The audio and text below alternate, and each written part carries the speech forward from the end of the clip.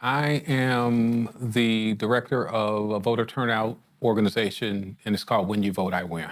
The organization is built on the story of my two Selma foot soldier aunts, Alice Moore and Denise Holt, who made all the marches in Selma in 1965 and were engaged in all of the protests and all of the other engagements before and after. And the organization is built on that legacy. Foot soldiers are the name we were given 1965 when we did Bloody Sunday. That's when it really became, foot soldiers. We marched a lot. And the name came about after everything was done, and we were called the foot soldiers after we had done the protest marches and then did the march all the way from Selma to Montgomery. Bloody Sunday was the first march that we did across the Edmund Pettus Bridge. And when we got to the other side of the bridge is when we were attacked, physically attacked, tear gas, cow prods, billy clubs. And it became a bloody mess. There's a lot of beating and a lot of licks that went on that day. Some people are still traumatized from that beating on that bridge called Bloody Sunday. A lot of people were hurt really bad, and some traumatized in other ways, like we were with tear gas. I know I was very traumatized with tear gas, and running for my life is what I planned to do when I took off running from the tear gas and running for my life, because I never felt tear gas before, so I didn't know what was happening. So like Denise said, it became Bloody Sunday because there was bloodshed, and we were victims. We could have been killed. I mean, some of those beatings that people got, we could have been one like John Lewis got beaten across the head and not survive. And like I just said too, there is somebody I personally know that still suffers from those licks on that bridge that day. It was like a massacre. It was like a lot of people really don't know about the Bloody Sunday in Selma, because there was a Bloody Sunday that happened way back when, and it wasn't in Selma.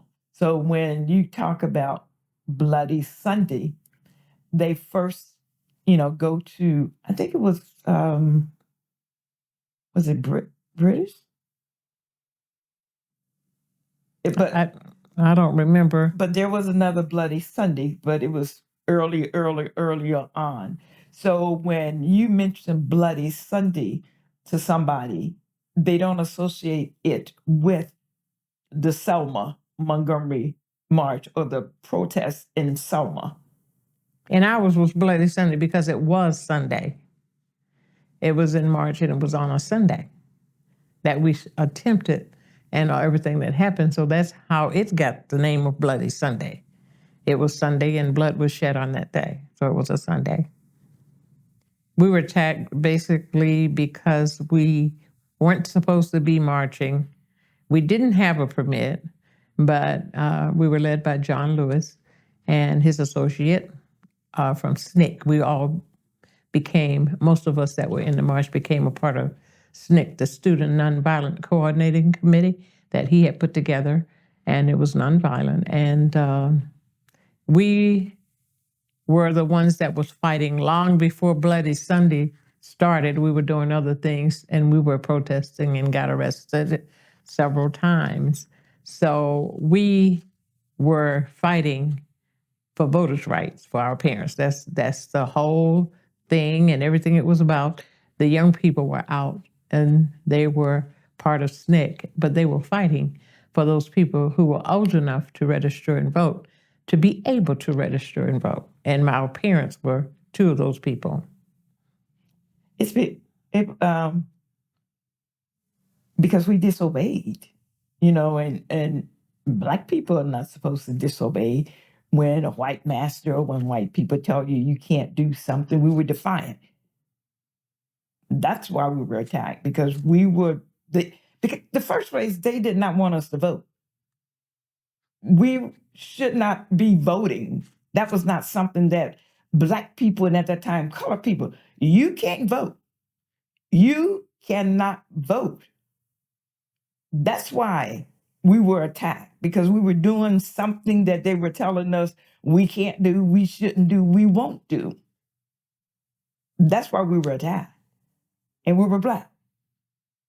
The main things and the most common things were having them count the jelly beans in a jar. I have a picture of that somewhere where the man is sitting there with a big jar of jelly beans. It's in the Legacy Museum over in Montgomery, the bean jar, and just a mark of trying to fill out the registration by counting the beans and guessing the beans in the jar. And they have a jar of jelly beans, and name the counties in Alabama. And even somebody mentioned something that we might not have thought of, that they would send them to the wrong places to register instead of going where they should go. And then they didn't get registered because they were at the wrong place. Just anything to keep them from registering to vote. They just couldn't vote. They couldn't get registered.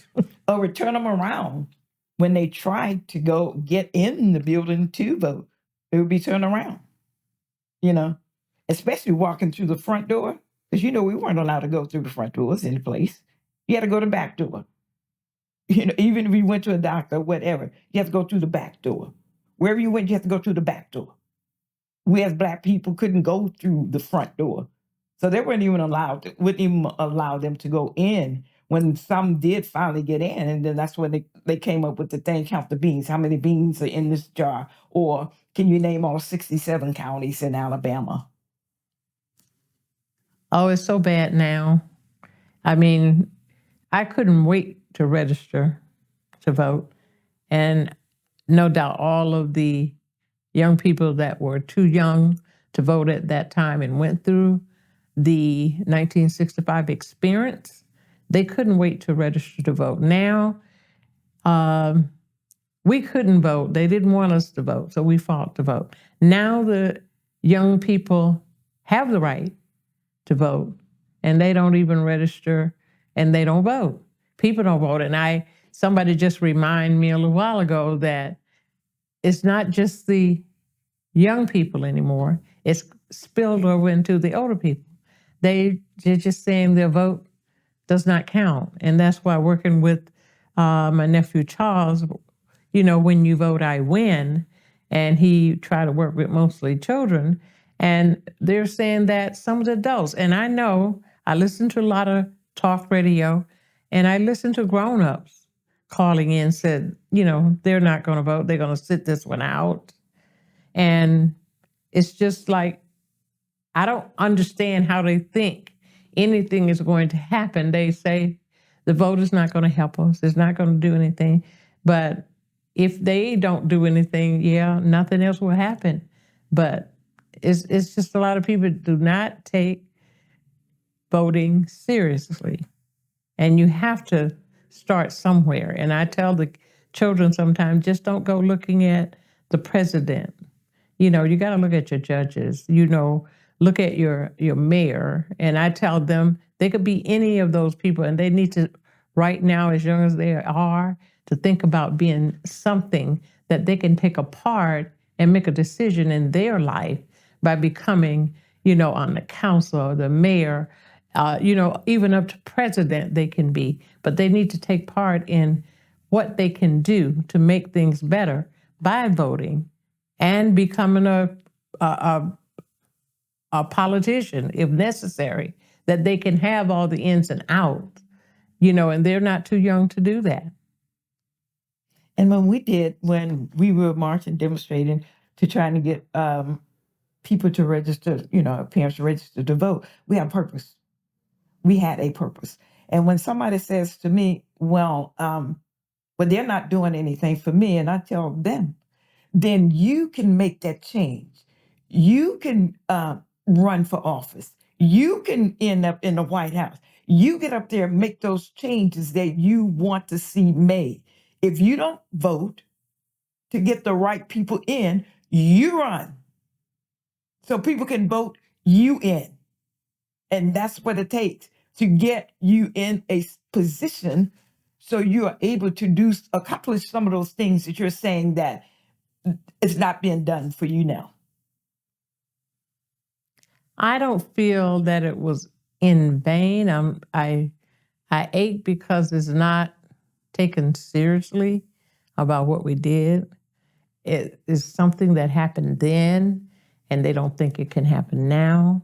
And one thing I told a group a few weeks ago, or a couple of months ago, that you see the people getting beat back when we were there, and people, we took them to a museum, and what do you think about these people being hung and all of this? They just think that it will not happen to them. And I explained to the leader what she needs to explain to them. They won't be lynched out in a tree, but they'll go through the modern day lynching. That's getting shot 5 or 6 times or more in a car. That's being shot down from playing loud music. That's modern day lynching.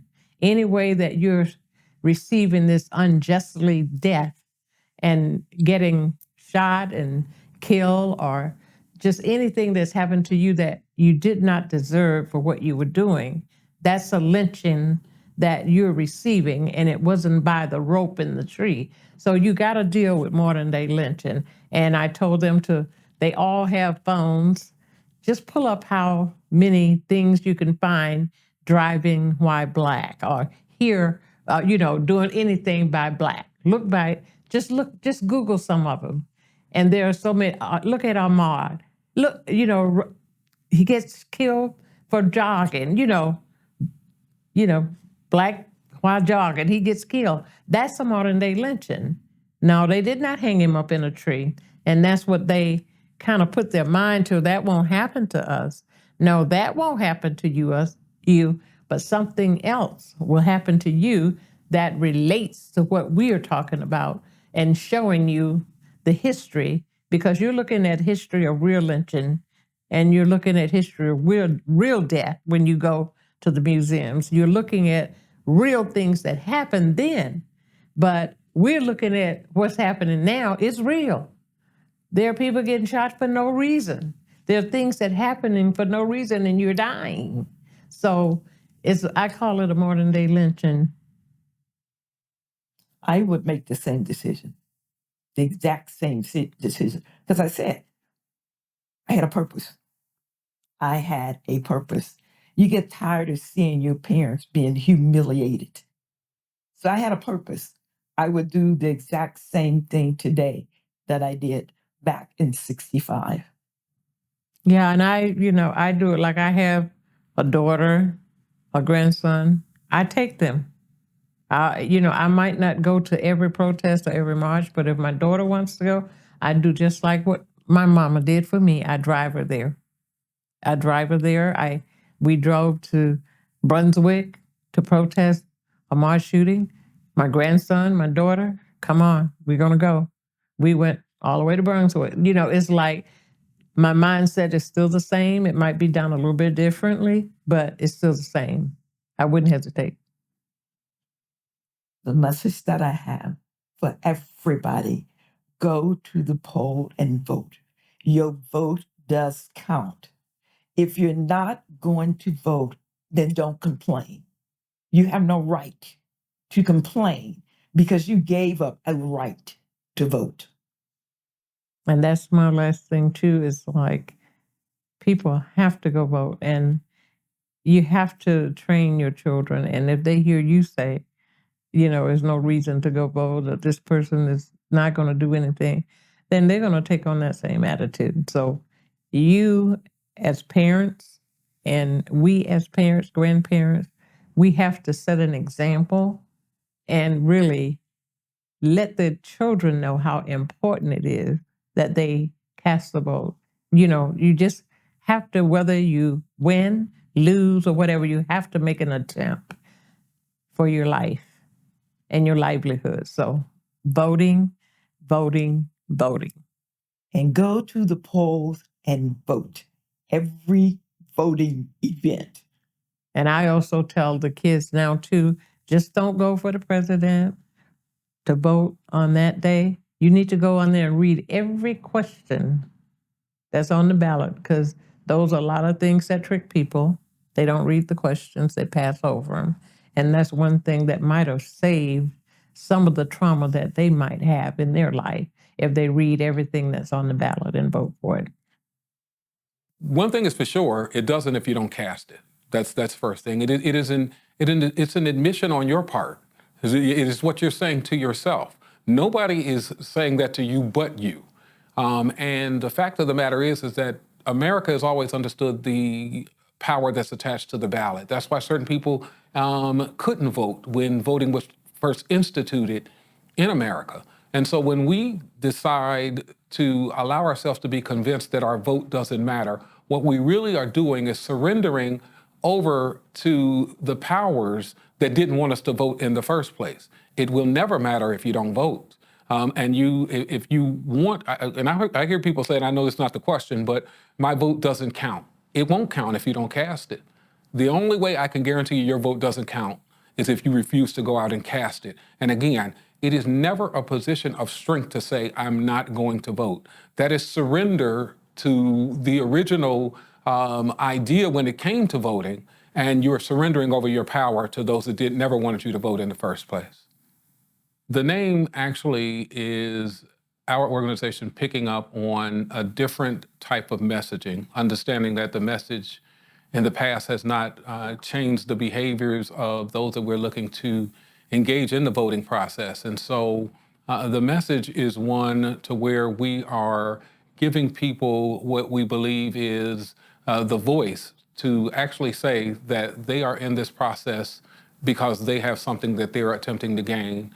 And we go out and try to convince people that it is important that they engage in the process based upon our own personal desires, but at the same time expressing to them some of their own desires that we have in common, and in that way try to move people towards the voting booth. You should vote, first of all, because you have nothing to lose by voting and everything to gain. The second reason why you should vote is because so many people have put their lives on the line in order for us to be able to have the right to vote. And the third reason I would say that you should vote is because everything in your life is attached to that ballot. And if you do not go out and exercise your rights, don't exercise your power, then you are actually surrendering that power over to somebody else to determine who it is that's going to be governing and basically enforcing the laws over you.